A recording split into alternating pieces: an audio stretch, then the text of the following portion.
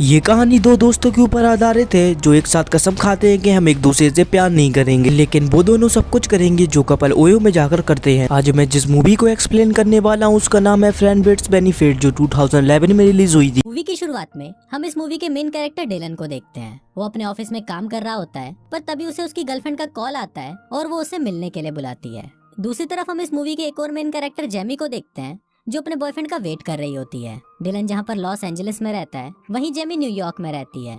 इसके बाद हम देखते हैं कि जब वो दोनों अपने अपने पार्टनर से मिलते हैं तो डिलन की गर्लफ्रेंड डिलन से और जेमी का बॉयफ्रेंड जेमी से ब्रेकअप कर लेता है। अब उनका ब्रेकअप हो जाने की वजह से वो दोनों फैसला करते हैं कि अब से वो कभी भी रिलेशनशिप के चक्कर में नहीं पड़ेंगे। अब से वो हमेशा सिंगल रहेंगे और खूब मौज मस्ती करेंगे। जेमी एक कंपनी के लिए लोगों को रिक्रूट करने का काम करती थी, इसलिए वो डिलन को GQ मैगजीन कंपनी में इंटरव्यू देने के लिए न्यूयॉर्क बुलाती है। दरअसल डिलन अपने काम में बहुत अच्छा था, इसलिए जेमी चाहती थी कि डिलन किसी भी हालत में GQ मैगजीन में काम करे और डिलन को इस कंपनी में लगवाने के बदले जेमी को अच्छा खासा कमीशन भी मिल रहा था। इसके बाद जेमी डिलन को पिकअप करने के लिए एयरपोर्ट पर जाती है। फिर जब वो टैक्सी में बैठकर वापस आ रहे होते हैं तब डिलन जेमी को बोलता है कि मुझे नहीं लगता कि मैं इस कंपनी में काम करने के काबिल हूँ। पर इस पर जेमी उसे बोलती है कि तुम अपने काम में बहुत अच्छे हो और तुम इस इंटरव्यू को भी आसानी से पास कर लोगे। अब जेमी के इतने समझाने पर डिलन इंटरव्यू देने के लिए मान जाता है और इंटरव्यू देने के बाद उसकी उस कंपनी में जॉब भी लग जाती है। अब जॉब मिलने के बाद भी डिलन इससे खुश नहीं था और वो जेमी को बोलता है कि एक जॉब की वजह से वो अपनी लाइफ को बदल नहीं सकता। दरअसल डिलन को न्यूयॉर्क शहर कुछ खास पसंद नहीं आ रहा था। इसके बाद जेमी डिलन को अपने साथ लेकर जाती है और उसे न्यूयॉर्क शहर की सबसे अच्छी जगह दिखाती है। अब डिलन ये देखकर बहुत खुश हो जाता है क्योंकि ये शहर उससे काफी अलग था जो उसने टीवी में देखा था, इसलिए अब वो उस कंपनी में काम करने के लिए राजी हो जाता है। अगले दिन डिलन और जेनी लंच करने के लिए बाहर जाते हैं और वहाँ पर वो दोनों एक दूसरे को अपने ब्रेकअप की स्टोरी के बारे में बताते हैं। इसके बाद जेमी डिलन को अगले दिन अपने घर पर होने वाली पार्टी के लिए इनवाइट करती है। फिर अगले दिन डिलन जेमी के घर पर आता है और वो दोनों पार्टी में काफी एंजॉय करते हैं। अब धीरे धीरे जेमी और डिलन एक दूसरे के नजदीक आते जाते हैं और उन दोनों की दोस्ती भी गहरी होती जाती है। फिर एक दिन जब ये दोनों टीवी पर मूवी देख रहे होते हैं तब जेमी डिलन को बोलती है कि काश मेरी जिंदगी भी इन टीवी एक्टर्स की जैसी होती।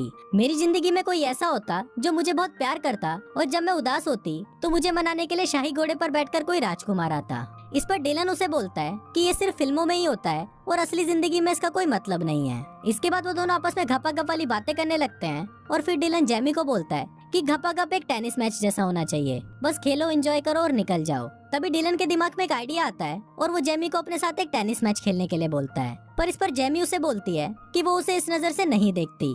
तो डिलन उसे बोलता है कि मैं तभी तो बोल रहा हूँ, इससे हम अपनी मौज मस्ती भी कर लेंगे और हमारे बीच किसी भी तरह का इमोशनल ड्रामा भी नहीं होगा। अब ये आइडिया जेमी को भी पसंद आता है और फिर वो दोनों बाइबल पर हाथ रखकर कसम खाते हैं कि वो सिर्फ दोस्ती रहेंगे और कभी भी एक दूसरे से प्यार नहीं करेंगे। अब जब दोनों के बीच में सारी चीजें क्लियर हो जाती है तो उसके बाद वो दोनों टेनिस का मैच खेलना शुरू कर देते हैं। अब इसके बाद से ही वो दोनों बस दिन रात घपाघपी करते रहते हैं। वो दोनों इतना घपाघप करते हैं कि दोनों के बीच में चीजें ऑकवर्ड होने लगती है और कुछ दिनों तक वो दोनों एक दूसरे से बात भी नहीं करते।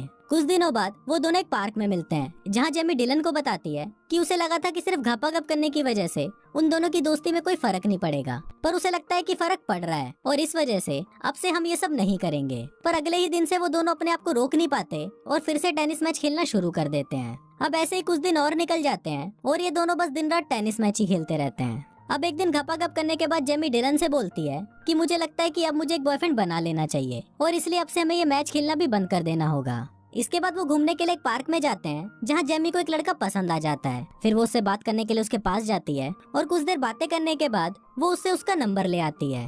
अब इन दोनों में भी डेटिंग होना शुरू हो जाती है और वो लड़का जेनी को बताता है कि वो एक डॉक्टर है और वो छोटे बच्चों का इलाज करता है। अब कुछ दिनों तक ये एक दूसरे को डेट करते हैं और फिर एक रात जेमी और डॉक्टर भी एक साथ टेनिस मैच खेलते हैं। अगले दिन वो डॉक्टर बिना बताए जेमी को छोड़कर वहाँ से जा रहा होता है, पर तभी जेमी उसे देख लेती है और उसके पूछने पर वो डॉक्टर उसे बताता है कि वो उसके सपनों का राजकुमार नहीं बन सकता।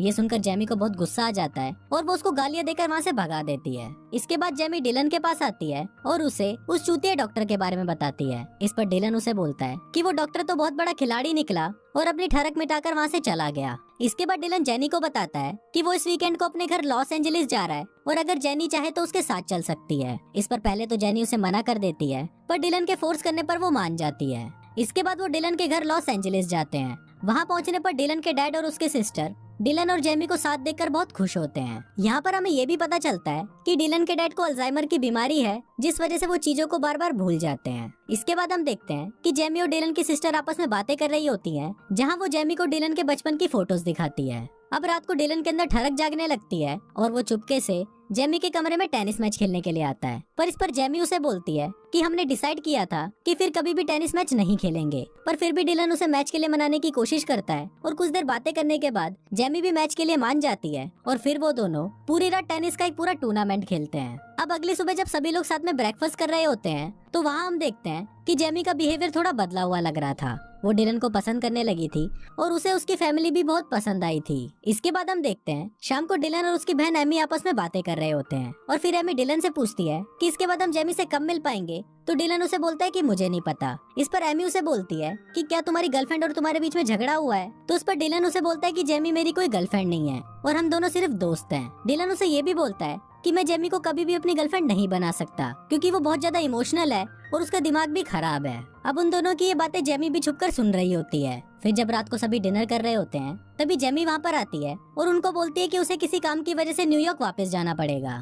दरअसल उसे डिलन की बातों से बहुत बुरा लगा था, इसलिए वो वापस जा रही थी। फिर वहाँ पर सभी लोग उसे रोकने की बहुत कोशिश करते हैं पर वो नहीं रुकती। फिर इसके कुछ दिनों बाद डिलन भी वापस न्यूयॉर्क आ जाता है। वहाँ वो जेमी से कांटेक्ट करने की बहुत कोशिश करता है पर जेमी उसे कोई जवाब नहीं देती। कुछ दिनों बाद डिलन फिर से जेमी को कांटेक्ट करने की कोशिश करता है पर जेमी अभी भी उसका कोई जवाब नहीं दे रही थी। इस पर डिलन को याद आता है कि शायद जेमी अपनी फेवरेट जगह पर हो सकती है जहाँ पर वो अक्सर जाया करती है। और फिर जब डिलन उस जगह पर जाता है तो वहाँ पर जेमी अकेली बैठी हुई होती है। फिर डिलन जेमी से माफी मांगता है तो जेमी उसे बोलती है कि तुम एक अच्छे दोस्त नहीं हो क्योंकि दोस्त एक दूसरे की बुराई नहीं करते। अब यहाँ पर उन दोनों में बहस हो जाती है और वो दोनों अलग हो जाते हैं।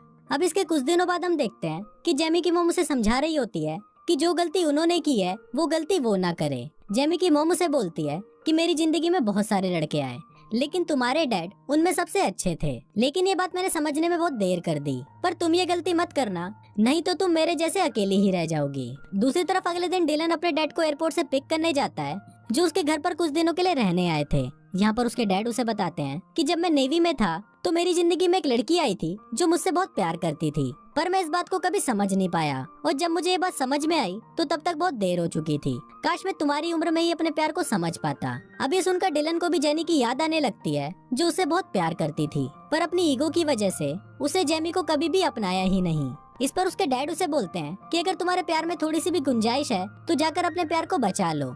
फिर डिलन अपने डैड को घर छोड़कर अपने मिशन को पूरा करने के लिए निकल जाता है। इसके बाद हम जेमी को देखते हैं जो अपनी मॉम से बात कर रही थी क्योंकि उसकी मॉम ने उसे एक जगह पर मिलने के लिए बुलाया था। जेमी अपनी मॉम से पूछती है कि आप कहाँ पर हो, तो इस पर उसकी मॉम उसे बोलती है कि वो एक टाई पहने हुए लड़के के पास खड़ी है। अब जेमी उनको ढूंढ ही रही होती है पर तभी वहाँ पर सभी लोग डांस करने लग जाते हैं। इसके बाद वहाँ पर उसे डिलन खड़ा हुआ दिखता है जो उसके पास आकर उससे माफी मांगता है। वो उसको बोलता है कि वो उसे बहुत मिस कर रहा है और वो जेमी से बहुत प्यार करने लगा है। इसके बाद वो जेमी को घुटनों पर बैठकर प्रपोज करता है और फिर वो दोनों एक दूसरे को किस करते हैं। इसके बाद वो दोनों एक साथ डेट पर जाते हैं और ये उनके रिलेशनशिप की पहली डेट होती है। और कुछ इसी तरह से ये फिल्म यहीं खत्म हो जाती है।